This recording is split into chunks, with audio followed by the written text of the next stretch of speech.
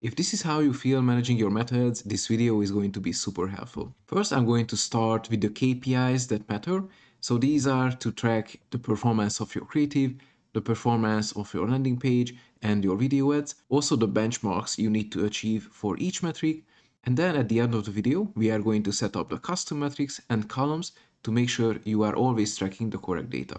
On each of these slides, on the left side, I'm going to show the industry averages, the benchmarks, and on the right side, I'm going to talk about the KPIs.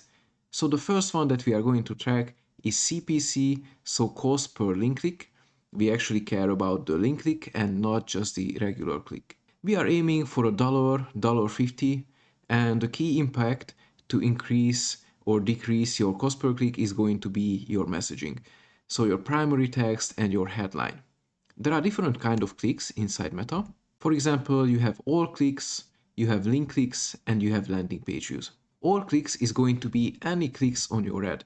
So maybe pausing and starting your video, or if you have a longer ad copy, clicking on see more is going to be a click. Link click is going to be whenever somebody clicks on your call to action, so maybe shop now, learn more, or see details. If you have a landing page or a website, we really only care about the landing page views because landing page view is actually when somebody visits your website. So for this kind of clicks, for all clicks, the CPC benchmark is going to be less than $1, ideally less than 50 cents. The next metric is going to be click-through rate, and again we are only measuring the link click-through rate. Here the benchmarks, since Andromeda, since the creative is super important, is going to be 2 to 3%, and the main impact on your CTR is going to be the creative quality and the offer that you use. Obviously, if you run a Black Friday sale or you run a 50% discount, your click-through rate is always going to be higher. Similar to CPC, we have different CTR metrics. We have all CTR, which is clicked anywhere on your ad, and the link click-through rates are going to be clicking on your call to actions button. This is actually an interesting comparison if you compare your all click-through rate to the link click-through rate. If your all click-through rate is way higher, then it means your creative is actually good. So they stop the scroll and they click on your ad and they read the ad copy, but they finish reading the ad copy and they don't actually click on your link, on your call to action button. So that means your creative is engaging, but your ad copy is pretty bad. So in the next round, you need to test some ad copies, and I'll show practical examples at the end of the video in my ad account. The next metric is going to be CPM, which is cost per mille. The benchmark is, it's really depending on your target audience, on your offer, but let's say it's around $20 to $55. The key impact is going to be the geographic target of your audience, so it's going to be really different for Europe, US, UK, and Australia. And also your competition is going to have a big impact on your CPMs. If you have higher CPMs, it's not always a bad news. If your CPM is around $100, usually your CTR is also going to be higher.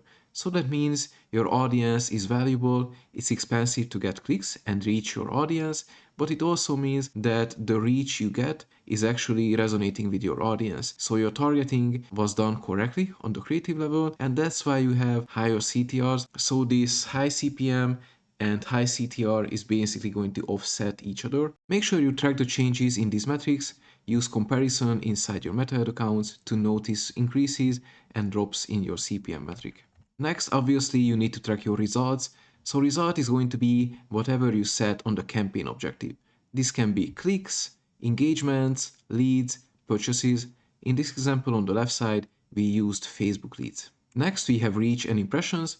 The difference between them is impression is going to show you your total views on your ads, and reach is going to be the unique views on your ads.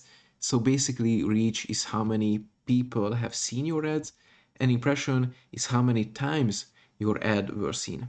Frequency is going to show how many times your ad were seen by the same person. So try to keep it between 5 to 10x, because if your frequency is higher, this could lead to audience and ad fatigue. Imagine seeing the same ad 5 times, 10 times. You are eventually going to get bored of the ad and maybe you are going to report the advertiser. So it's important not to have too high frequency. You can expect higher frequencies when using custom audiences, retargeting, or a smaller audience segment.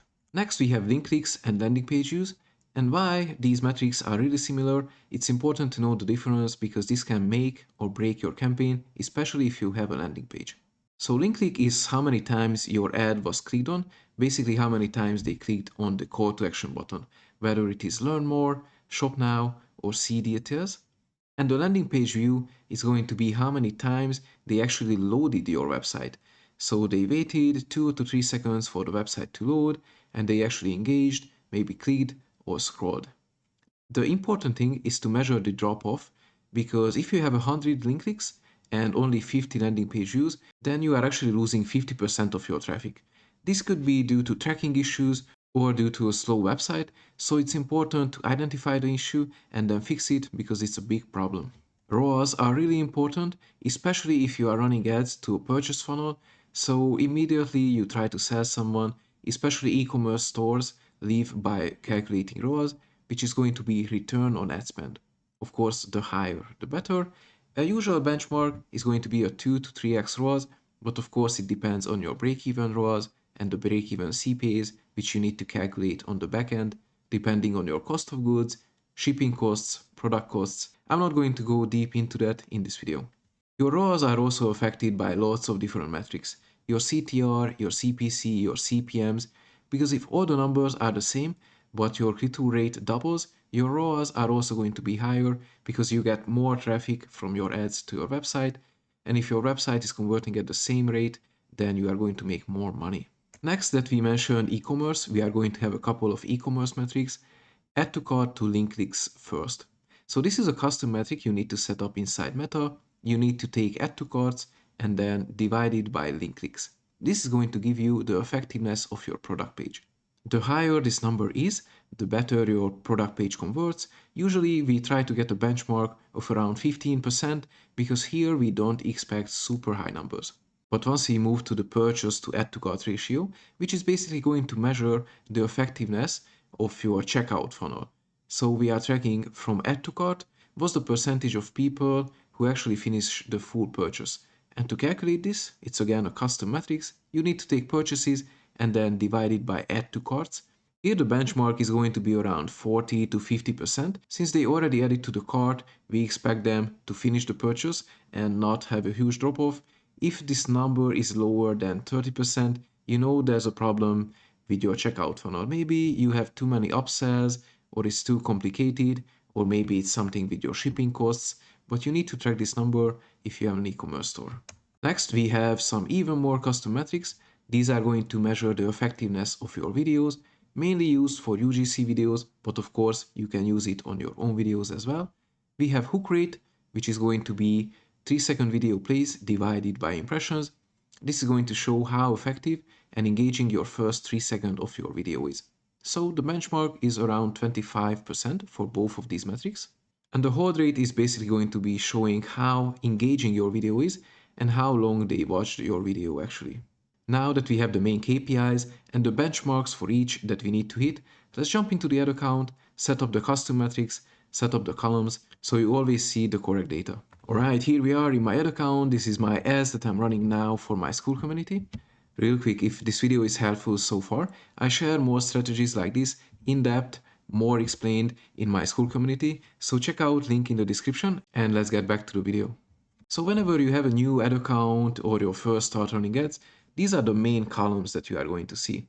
So this is my ad account. I'm running ads for my school community, and columns, of course, are these columns that show your data. So by default, you are going to see results, your amount spent, your impressions and reach. And it's already nice because it's really easy to tell that which ad is the winner here. The ad that I have highlighted has all the purchases and the most amount spent, but we need to see more to identify the numbers and see why it's a winner. So if you click on columns and then click on see more, you have a couple of different column setups.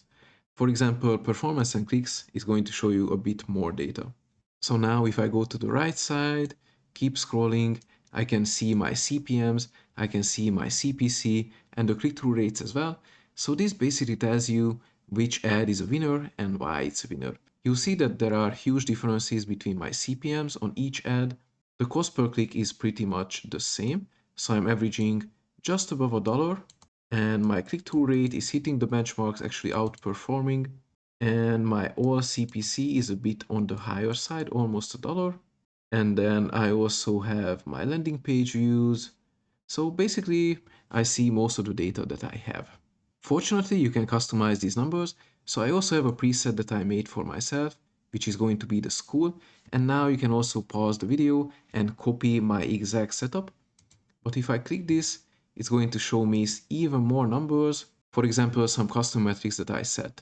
So clicks to landing page views, 80% of my clicks actually land on my landing page.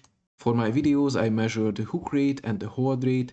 You will see that my video was super engaging in the first 3 seconds, but at the end, it was not so interesting and basically nobody watched.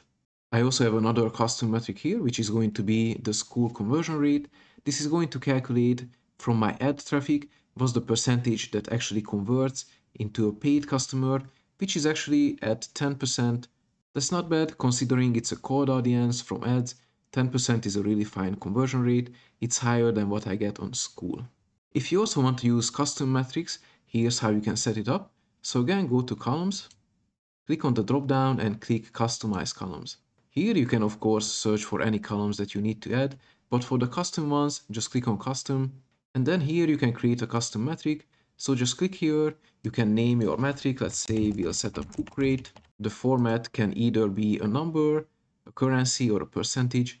Since hook is a rate, we are going to use a percentage. And the calculation, you can type for a metric. So let's just say 3 seconds, and here it is, divided by impressions. And you can just type, here are the metrics, and you can just click and create a new metric.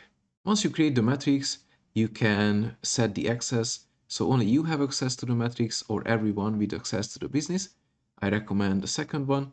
And here are some custom metrics that I use in my ad account. As I mentioned earlier, I calculate the effectiveness of my purchase and add to carts, my add to cart to link click ratios. I also track the conversion rates on my school communities, hold rates and hook rates for videos. And once you have a custom metric that you want to use, just click inside and it's automatically going to add as the last metric. Here you can just drag and drop to change the order of your metrics.